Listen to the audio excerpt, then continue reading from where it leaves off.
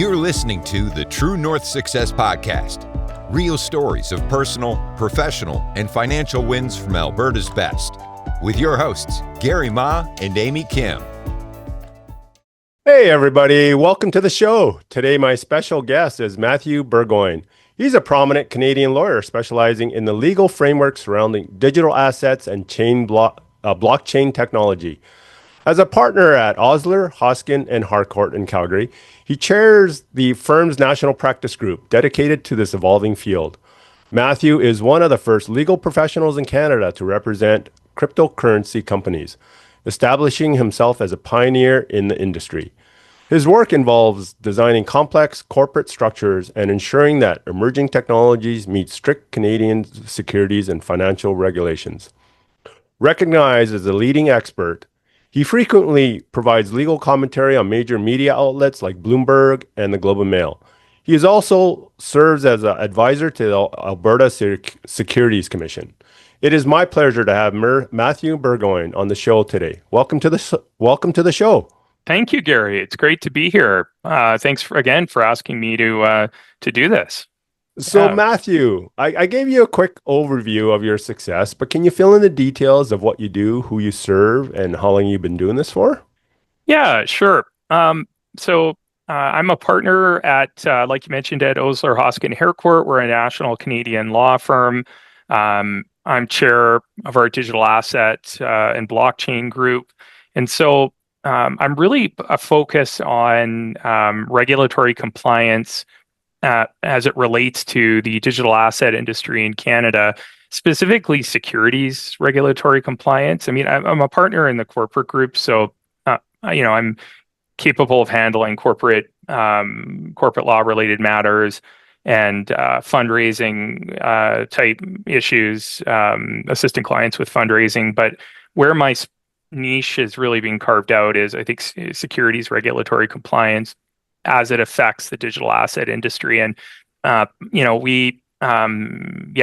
digital asset industry, it's still relatively new in Canada. I'll get into the history of when and how I got involved. But, the regulations and the laws that have affected the space have changed over the years. So, in the early days, it was more anti-money laundering, counter-terrorist financing law, and now it's mainly securities law. And so I've become somewhat of an expert in this really niche area, and there's pros and cons with that, definitely. But I help entrepreneurs, large institutions based in the US, UK, Asia, anyone who is starting or a business in Canada in the digital asset space, or who has an existing business and wants to enter the market in Canada,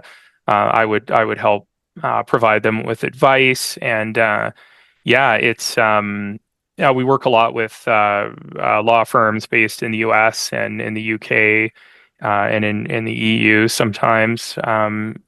And it's basically crypto trading platforms. So the websites that you go to buy and sell crypto assets on. We act for one of the largest crypto ATM companies based in the US in North America by volume. We act for crypto custodians, financial institutions that are dipping their toes in crypto. I act for a number of stablecoin issuers, and so stablecoins have been a pretty hot topic in the industry lately.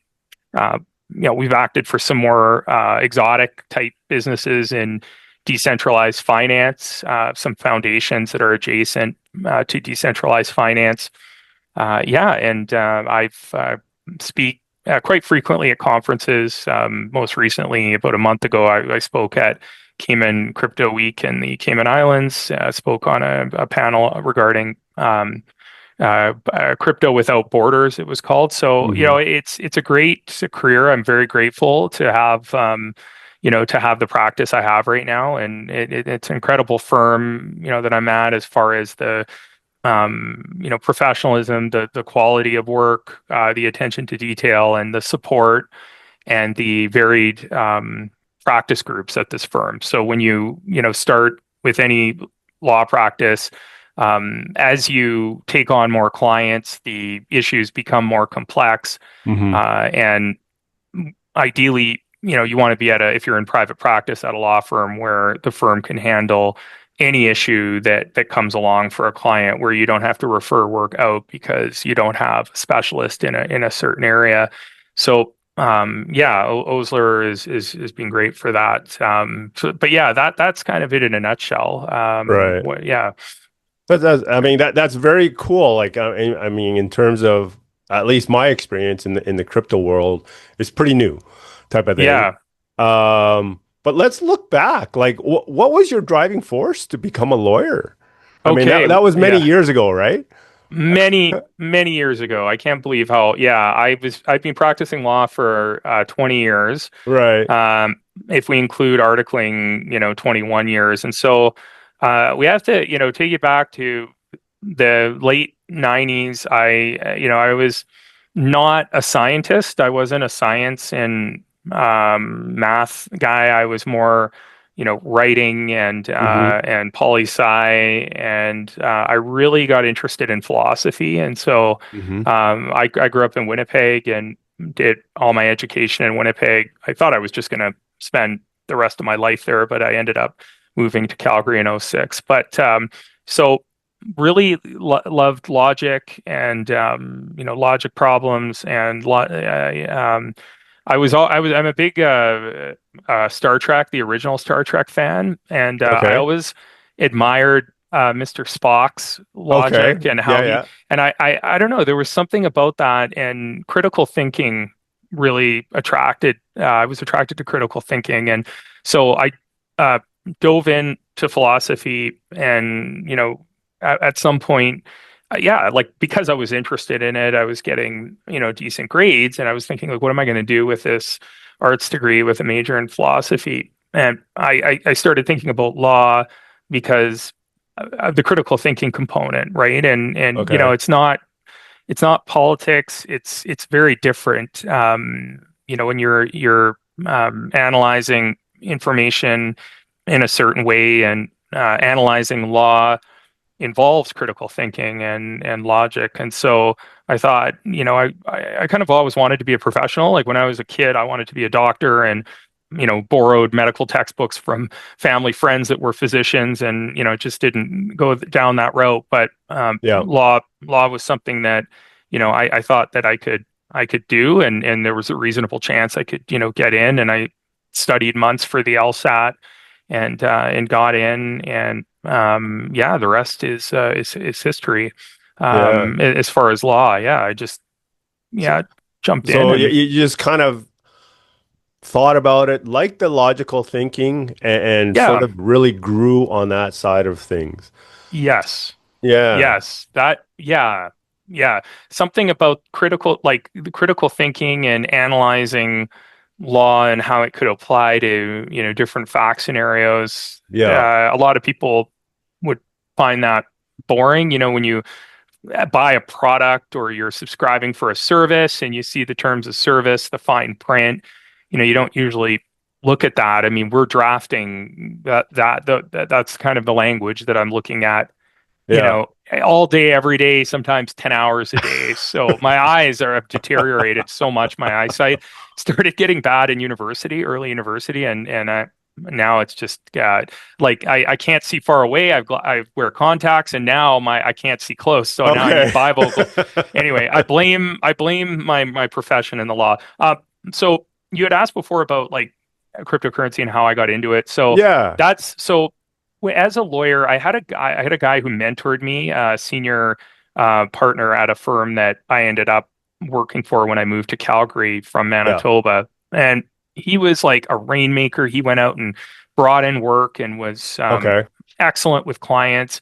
And he took me under his wing. And one of the things that he was always big on was specializing in certain areas. So Okay. he Yep. said, you don't want to be a generalist in law. You want to Yep. get into an area and be an expert in it. And so, we got in, he was involved in the private mortgage lending industry, advising Hmm. private non-bank mortgage lenders. And so I got into that work. And it was 2013 in the summer, and I was training for a marathon in Toronto, and I started noticing articles about Bitcoin, and I was interested in, there was an article about the Silk Road, which was this, illegal underground darknet marketplace.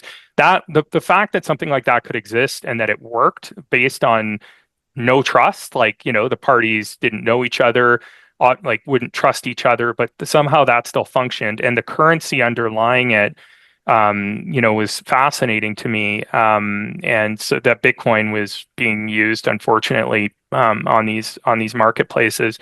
But I was interested too in the Bitcoin mining, and so in 2013, I was, the Calgary Herald was already publishing articles about Bitcoin miners in Alberta. So there was an industry here in Calgary. I bought and sold Bitcoin when it was $132 a coin. I Wow.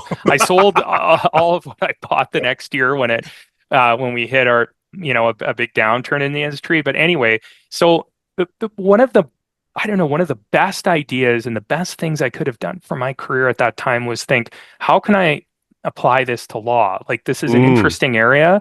Yeah. What are lawyers doing with this in Canada? Right. And I went on Google and there weren't any like lawyers doing anything with it. So I thought, okay, I think this is going to catch on. I think that, Forbes was already writing about it. I thought, this is going to take off. Laws are about to change or be created. And as a lawyer, when laws are going to change or be created, that's the time when you want to swoop in. Well, you're trying to help people. It sounds a bit greedy, but that's an opportunity, right? So For sure. I started writing articles in the summer of 2013 on how Bitcoin might apply, or how Canadian law might apply to Bitcoin. And I wrote an article, got it published on my firm's website at the time, and I got a client who drove down from Edmonton and met me for coffee. They were a Bitcoin gift card company. Great idea, great guys. It just was like too early. And through that relationship, I met one of the most prominent crypto lawyers at the time in the US. He gave me some pointers on where to write. He said, write for a website called CoinDesk, which I wrote articles on, and that is now the largest, and has been for some time, the largest industry news website in the world for digital assets, coindesk.com. So all my old articles from that time period I wrote about 5 or 6 articles for CoinDesk over the years, but they're all still published. I started getting calls from people in Toronto, people, in Vancouver. I started getting calls from media. So CTV came into my firm. I was an associate. They did an in-camera interview. I was shocked that someone would, think of me as an expert on anything, let alone this. But it grew and started snowballing. And I used all of the tips that Barry, the guy who mentored me, taught me. I employed with crypto. So joining industry associations, putting on in-person seminars on how law might apply, writing articles, posting on social media. I just started doing that, and the work came. And you do good work as a lawyer, and the clients will come back. And I've been I've been fortunate to have some really long-term client relationships in the space. And so, in a nutshell, that's what happened, and it just grew and grew. And my practice basically got too big for the firm I was at prior to Osler.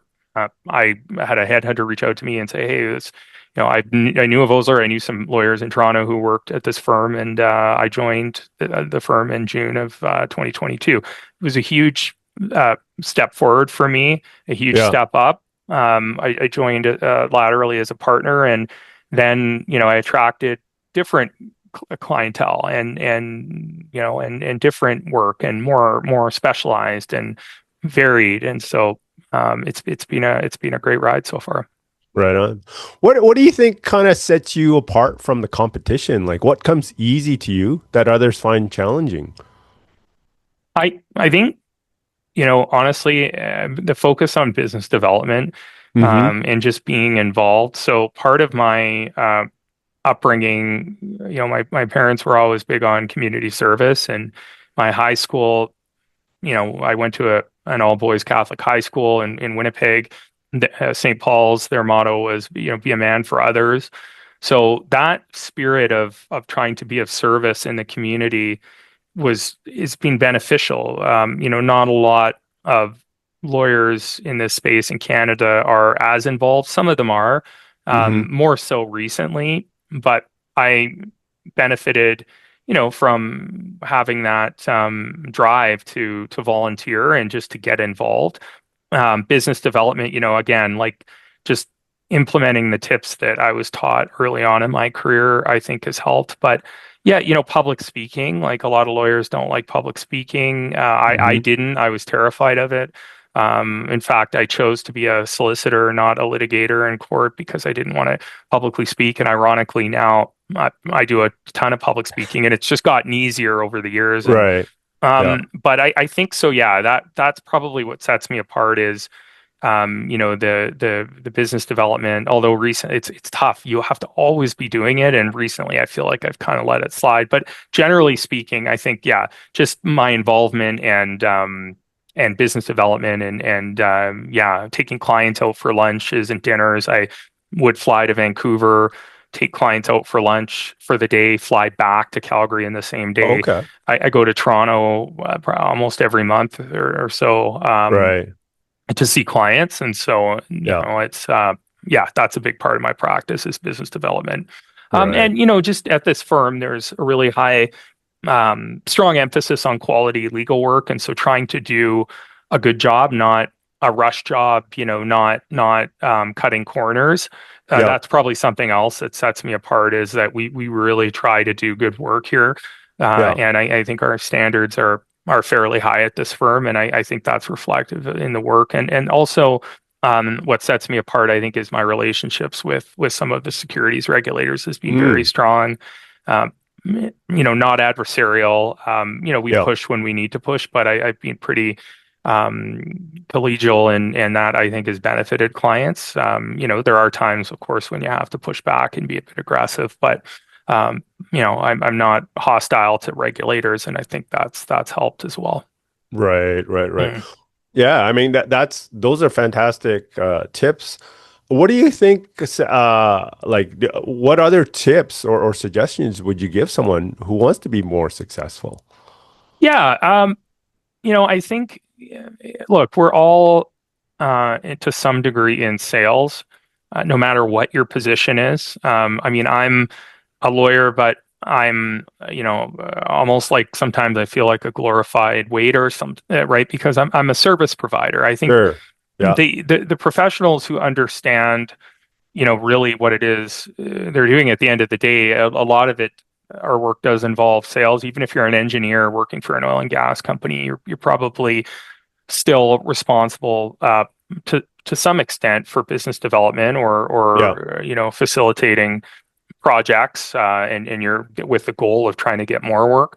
So I think really, understanding your clients, getting involved in their industry groups, figuring out what issues are most important to your clients, being in the same places that your clients are going to be, and that you have to sacrifice something for that, like your personal time get sacrificed. It's incredibly challenging, I think, for professionals now to balance everything. A career. I have a wife. We have one child, a 12-year-old Hmm. boy. That So, but if you want to, in my view, if you want to be successful, you really have to, understand who your clients are. If you're in the client service business, and focus on marketing to them and kind of being where they are, and what was I going to say, you're trying to make them happy. I mean, I'm not out there trying to people please all the time, but I do think that you to be successful, you have to, your clients and those who you work with have to be happy with you. So Right. whatever that takes, like if that's, answering emails late at night, I don't have to do that all the time, but, weekend work. So I think that's important, but I think it's honestly like the marketing and business development goes, that's not, I don't think that's emphasized enough in a lot of professions, and it does matter. Yeah. I think everyone's trying to sell something, to some degree. So Right. yeah, I mean, when you're serving people, yeah, it's good to get the message out, and then part of that is the sales and the yeah. marketing component. It sounds like things are going really well for you and your business. As a busy executive professional, a lot of time is spent running the active business. When looking towards the future, like many don't want to have to be working so hard for that income. So some of them are looking at different ways of creating income out and profits outside of actively working. Things like maybe investing in stocks, bonds, crypto, or using a Hmm. financial planner or something like that. Right. What are your thoughts about ways of creating income outside of your active work? Yeah, no, that's really important. It's a lot. There's a mandatory retirement age at our firm of 65, but I think a lot Okay. of lawyers, they have had to impose that. I think because a lot of lawyers will just keep working forever. Right. I remember at a firm I worked at when I first moved to Calgary, there was a guy who just worked literally till the end. It was kind of sad. His family had to come in and help pack his office up, but Oh, I think investing is something that is I guess my side gig. I don't really have time, to get into anything else other than law, right, for income generation. But I think like investing is key. I honestly, just I read a book that almost changed my whole view on money and success, and it called The Psychology of Money by okay. Morgan Housel. And I Okay. recommend that to anyone who's a professional right now. There is a certain keeping up with the Joneses, and especially with lawyers. Yeah, your brother-in-law or whoever, or your coworker down the hall, just bought a Porsche, and you think you want to go and buy one. I think if you can have a mindset where you don't necessarily need that next thing to make yourself happy, that's an incredibly powerful life hack, right? If you can get into the mindset where you don't need the next thing, shiny thing to Right. make you happy. Um, so that helps, right, with financial planning and finances. I think there's income creep. A lot of professionals suffer. I had that for years. It's only recently I had this realization that, yeah, like I don't need the next shiny thing. Uh, and so, your income can kind of continue on the same, or if it increases, you're just, all the better off if you can live with less and be happy with less. It's a pretty fundamental mind shift. Book Psychology of Money I'd recommend. Hmm. But investing, yeah, I do have time to invest. I've done a lot of investing on my own. So I had Okay. a coworker a number of years ago who he invested a lot on his own and taught me about it. And he recommended a really good newsletter that I was following. But lately I've just been putting so I've only used like Wealthsimple and Questrade, so self-directed investing. And Hmm. Wealthsimple has like a managed account, an RSP, registered plan account. And so Right. lately I've been, dumping a lot of extra money in that, and not making decisions. But, if you find a good newsletter, that helps. I've used AI to help budget Hmm. and help with financial planning. I have met with bank financial planners, but I don't know. I think now we have tools available that are really helpful. I mean, I think it still helps to have someone in person and meet with them, but honestly, like the budget and the plan and the forecasting that an AI bot generated for me was very useful, and reasonable and rational. Yeah, but investing. Yeah, I don't think it has to be overly complicated, but even if you buy some ETFs, or so. Sorry, my lights went off here in my office. Some um, you know, funds that track certain Yeah. indices. So I don't know if I said that properly. But that, yeah, like if you invest in a fund that tracks the stock market, large cap companies like that. That's all you really need. Right. And I don't think you have to, be really risky. And if you like, again, like if you just invest in like, a balanced fund or a fund that tracks a stock market, you like you don't if you manage your own finances and you don't get caught up with lifestyle creep, you don't really even need huge gains, right? Every year. Right. Like so I don't know. I'm not an expert when it comes to investing, but I definitely, like, for me, investing has been, the obvious choice, I guess, right? For trying to earn extra Right. income. Yeah. Yeah. So investing is important. Thinking about the future is important, and Hmm. taking action and putting it some sort of investing vehicle type thing Yeah. is Yeah. important. That's important. Yeah. Crypto is good. Like Bitcoin, I always say, I dollar cost average into Bitcoin. So every week I buy a little bit, not a lot, Right. regardless of what the market's doing. And that strategy has paid off for me in the last few years. Yeah. Yeah. Cool. As we're wrapping up our interview, what kind of exciting plans do you have in the works for the next 6 to 12 months? Well, I go to an annual crypto conference in the US. It's called Consensus. It's actually put on by that CoinDesk website I mentioned. Hmm. So I'm going to Consensus 2026 in Miami in May. I've been asked to be a guest speaker at the University of Toronto Faculty of Law in May, also at the end of May. So I'm going out to Toronto. It's on a Sunday, and I'll be a guest lecturer for an afternoon at a course at the U of T Law Faculty of Law. Uh, you know, well, we did our trip to Cayman. I guess that was about a month ago. Hmm. I brought my wife and son, and we had just a great time. Um, you know that that's what I have planned. So just speaking engagements, I guess, coming Right. up. Okay. That those are always interesting. I'll probably do some trips to Toronto to visit clients. Yeah, I think like that's kind of it. We don't have any big travel plans left for this year. I've got a client that has a house on the lake in Kelowna. He's done very well for himself, and he offered to my wife and son and I to use it, which was great. So if you can build good client relationships in Yeah. whatever field, it can pay off if those Right clients are on. are wealthy. You can enjoy some of that. So, but yeah, that's about it. Yeah.